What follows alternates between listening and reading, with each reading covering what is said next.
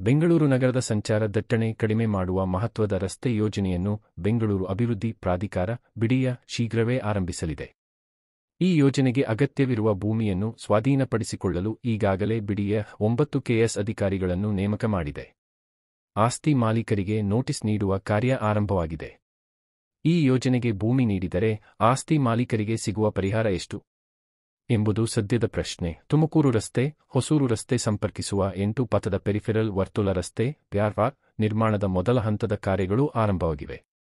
PRR ಯೋಜನೆಯನ್ನು Bengaluru business corridor (BBC) ಎಂದು ಮರು ನಾಮಕರಣ ಮಾಡಲಾಗಿದೆ.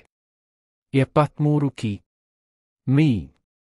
ಉದ್ದದ ಈ ರಸ್ತೆಯನ್ನು ಬಿಡಿಎ ಸುಮಾರು 30,000 ಕೋಟಿ ರೂ. ಅನುದಾನದಲ್ಲಿ ನಿರ್ಮಾಣ ಮಾಡಲಿದೆ. ಈ ಯೋಜನೆಗೆ ಮೊದಲು 800 ಎಕರೆ ಭೂಮಿ ಅಗತ್ಯವಿದೆ ಎಂದು ಅಂದಾಜಿಸಲಾಗಿತ್ತು. ಆದರೆ 2022ರಲ್ಲಿ ಎರಡನೇ ಹಂತದಲ್ಲಿ ಹೆಚ್ಚುವರಿಯಾಗಿ 600 ಎಕರೆ ಭೂ ಸ್ವಾಧೀನಕ್ಕೆ ಅಧಿಸೂಚನೆ ಹೊರಡಿಸಲಾಗಿದೆ. ಕರ್ನಾಟಕ ಸರ್ಕಾರವೇ ಏಕಾಂಗಿಯಾಗಿ ಯೋಜನೆಯನ್ನು ಕೈಗೆತ್ತಿಕೊಂಡಿದ್ದು, ಈಗ ಯೋಜನೆ ವ್ಯಾಪ್ತಿಗೆ ಬರುವ ಮಾಲೀಕರ ಭೂಮಿ ಸ್ವಾಧೀನಪಡಿಸಿಕೊಳ್ಳಲು ಬಿಡಿಎ ಅಧಿಕಾರಿಗಳನ್ನು ನೇಮಕ ಮಾಡಿದ್ದು, ನೋಟಿಸ್ ನೀಡುವ ಕಾರ್ಯ ಆರಂಭವಾಗಿದೆ. ಎಷ್ಟು ಪರಿಹಾರ ಸಿಗಲಿದೆ? ಬಿಡಿಎ BBC ಯೋಜನೆ ವ್ಯಾಪ್ತಿಗೆ ಬರುವ ಭೂ ಮಾಲೀಕರಿಗೆ ಭೂ ಸ್ವಾಧೀನ ಕಾಯ್ದೆ 1984 ರ ಅಡಿ ನೋಟಿಸ್ ನೀಡಲಿದೆ.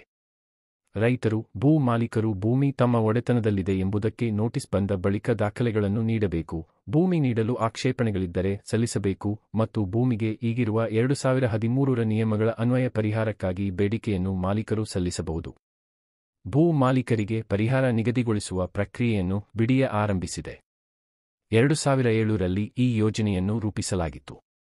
ಆದರೆ ಯೋಜನೆ ಟೆಂಡರ್ ಪಡೆಯಲು ಯಾರೂ ಸಹ ಮುಂದೆ ಬಂದಿಲ್ಲ. ಅಂತಿಮವಾಗಿ ಈಗ ಸರ್ಕಾರ 70% ಸಾಲ 30% ಅನುದಾನದೊಂದಿಗೆ ಯೋಜನೆಯನ್ನು ಜಾರಿಗೊಳಿಸಲಿದೆ. ಈ ಹಿಂದೆಯೂ ಭೂ ಮಾಲೀಕರಿಗೆ ಪರಿಹಾರ ನೀಡುವ ಸಂಬಂಧ ಗೊಂದಲಗಳು ಉಂಟಾಗಿದ್ದವು. ಈಗ ಗೊಂದಲ ಬಗೆಹರಿದಿದೆ. ಯೋಜನೆಯ ಭೂ ಸ್ವಾಧೀನಕ್ಕೆ ನ್ಯಾಯಾಲಯ ಸಹ ಒಪ್ಪಿಗೆ ನೀಡಿದೆ. ಆದ್ದರಿಂದ ಯೋಜನೆಗೆ ವೇಗ ಸಿಗುವ ನಿರೀಕ್ಷೆಯಿದೆ. ಯೋಜನೆಯ ಭೂ ಸ್ವಾಧೀನಕ್ಕಾಗಿಯೇ 9 ಕೆಎಸ್ ಅಧಿಕಾರಿಗಳನ್ನು ನೇಮಿಸಲಾಗಿದೆ. ಅವರು ಪರಿಹಾರ ಕಾರ್ಯದ ಬಗ್ಗೆಯೂ ಗಮನಹರಿಸಲಿದ್ದಾರೆ. ವಿಶೇಷ ಭೂಸ್ವಾಧೀನ ಅಧಿಕಾರಿಗಳು, ತಹಶೀಲ್ದಾರ್, ಭೂ ಮಾಪಕರು ಮತ್ತು ಡೇಟಾ ಎಂಟ್ರಿ ಆಪರೇಟರ್ ಸೇರಿ 68 ಸಿಬ್ಬಂದಿ ಭೂ ಸ್ವಾಧೀನ, ಪರಿಹಾರ ಹಂಚಿಕೆ ಪ್ರಕ್ರಿಯೆಯಲ್ಲಿ ಪಾಲ್ಗೊಳ್ಳಲಿದ್ದಾರೆ. ಶೀಘ್ರವೇ ಬಿಡಿಎ ಯೋಜನೆಗೆ ಭೂಮಿ ನೀಡಿದವರಿಗೆ ಎಷ್ಟು ಪರಿಹಾರ ನೀಡಲಾಗುತ್ತದೆ ಎಂದು ಘೋಷಣೆ ಮಾಡಲಿದೆ. ಬಳಿಕ ಭೂ ಮಾಲೀಕರು ತಮ್ಮ ಆಕ್ಷೇಪಣೆಗಳನ್ನು ಸಲ್ಲಿಕೆ ಮಾಡಬಹುದು. 100 ಮೀಟರ್ ಉದ್ದದ ಈ ರಸ್ತೆ 73 ಕಿ.ಮೀ.